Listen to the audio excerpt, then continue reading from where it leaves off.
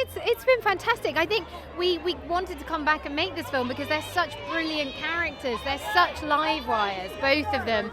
And when I read the script, I loved that she was an action heroine, that she had all these massive climbs she had to do and falling off the top of the balloon. Although when I was actually shooting them, I did kick myself and think, actually, this is much harder to actually do than it is to read someone doing it.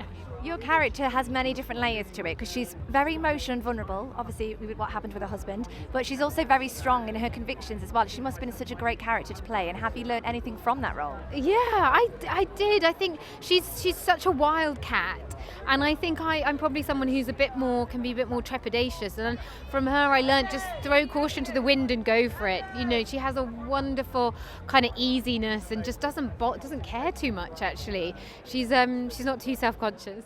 Yeah, she's surrounded by her sister and her aunt, and they live a sort of very conventional life, and she wants to do something that's completely mad. You know, no one goes up in air balloons and pilots them. I mean, who does that?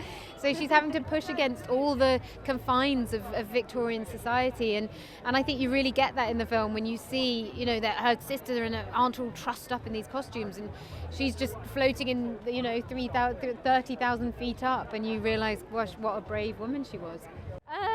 Well, it's a joy to work with him because we just get on really well, and we both have a similar sense of humour. So, you know, it is hard work, but in between you can have a bit of a laugh, which is nice in between takes. And I can't think of any bad bits. I don't know. We're both quite OCD maybe, and bring that out in each other.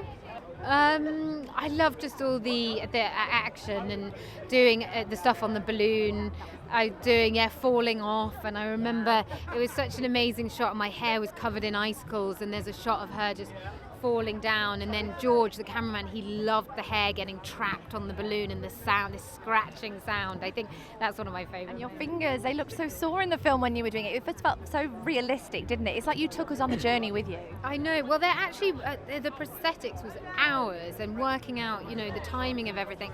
But she has all these blisters on her hands, and they're just made from a sort of a material that they stick to you, and I was really bad, and I would try and pick them off and drive the makeup team absolutely mad. Well, thank you so much.